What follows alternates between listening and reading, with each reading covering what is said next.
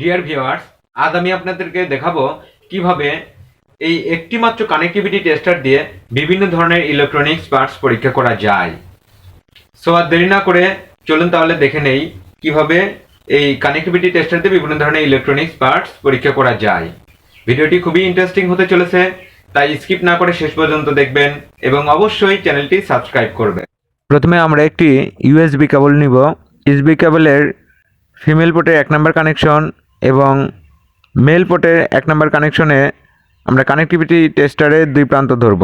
যদি আলো আসে তাহলে বুঝবো এটা ঠিক আছে। তো এটা আলো আসলো না, এবার আমরা কানেক্টিভিটি টেস্টারটি ফিমেল এবং মেল পোর্টের 2 নম্বর পিনে ধরলাম, এটাতে আলো আসছে, তার মানে বুঝলাম এটাতে কানেকশন ঠিক আছে।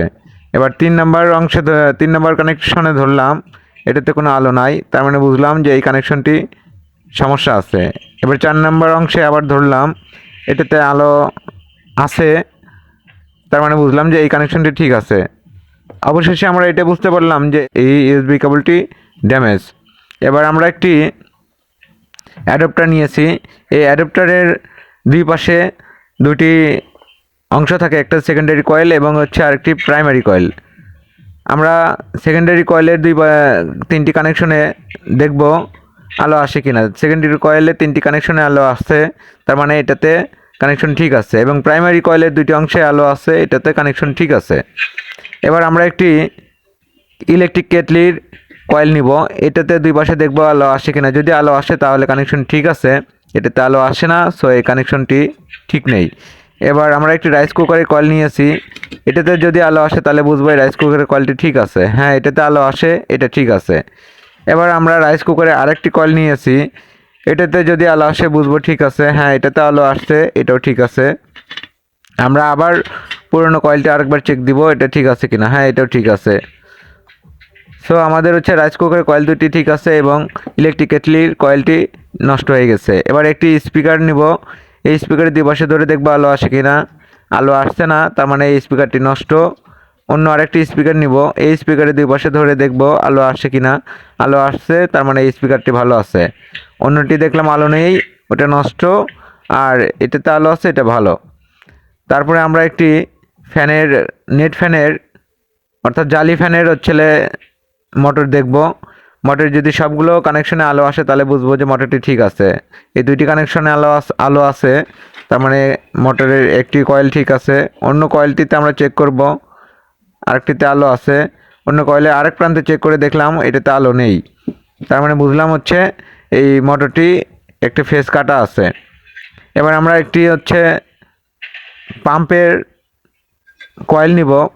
পাম্পের কয়েলটিতে আমাদের 3টি অংশে দেখব। একটি অংশে আছে প্রাইমারি এবং সেকেন্ডারি কয়েলের কমন করে নেওয়া হয়েছে, এটাতে দেখব। এটাতে দেখছি আমরা আলো আসছে, অন্য 2টিতেও আলো আসছে, তার মানে এই কয়েলটি সম্পূর্ণ ঠিক আছে। মোটরটি ওয়াশ করে লাগাইলেই মোটরটি চলবে। আমরা কমন কানেকশন আরেকবার চেক করব। কমন কানেকশন থেকে আমরা চেক করে দেখলাম এটিও ঠিক আছে। এবার আমরা একটি ক্লিয়ার বাল্ব নিব, এই বাল্বটিতে দেখব বাল্বটি ঠিক আছে কিনা। হ্যাঁ, বাল্বটি ঠিক আছে। এবার আমরা একটি ট্রানজিস্টর নিব, ট্রানজিস্টরে যদি সবগুলো প্রান্তে আলো আসে তাহলে বুঝবো যে ট্রানজিস্টরটি নষ্ট, শর্ট হয়ে গেছে। আর যদি মাঝখানেরটা থেকে অন্য আরেকটা প্রান্তে আলো না আসে তাহলে বুঝবো ট্রানজিস্টর ঠিক আছে। এই ট্রানজিস্টরটি ঠিক আছে। অন্য আরেকটি দেখব, এটা সবগুলো প্রান্তে আলো আসছে, তার মানে হ্যাঁ, এটা এনপিএন ট্রানজিস্টর। এটার এক পাশে আলো আসছে, অন্য পাশে আলো আসেনি, সো এটা ভালো আছে। এই ট্রানজিস্টরটি দেখবো, আরেকটি ট্রানজিস্টর, এটাতে আলো আসছে, কিছুটাতে আলো নেই, মাঝখানটা থেকে ডান পাশেটাতে আলো নেই, সো এটাও ঠিক আছে। এবার আমরা কিছু ফিউজ দেখব। এই ফিউজটি আলো আসছে, তার মানে এই ফিউজটি ঠিক আছে। এবার অন্য আরেকটি ফিউজ দেখব, এটাতে আলো নেই, তার মানে এই ফিউজটি নষ্ট হয়ে গেছে। অন্য আরেকটি ফিউজ দেখব, এই ফিউজটিতে আলো আছে, তার মানে এই ফিউজটি ঠিক আছে। আমরা আরেকটি ফিউজ দেখব, এই ফিউজটিতে আলো নেই, তার মানে ফিউজটি নষ্ট হয়ে গেছে। এই ফিউজটিও আলো নেই, এই ফিউজটিও নষ্ট। এবার আমরা একটি এনার্জি বাল্বের ফিলামেন্ট চেক করব।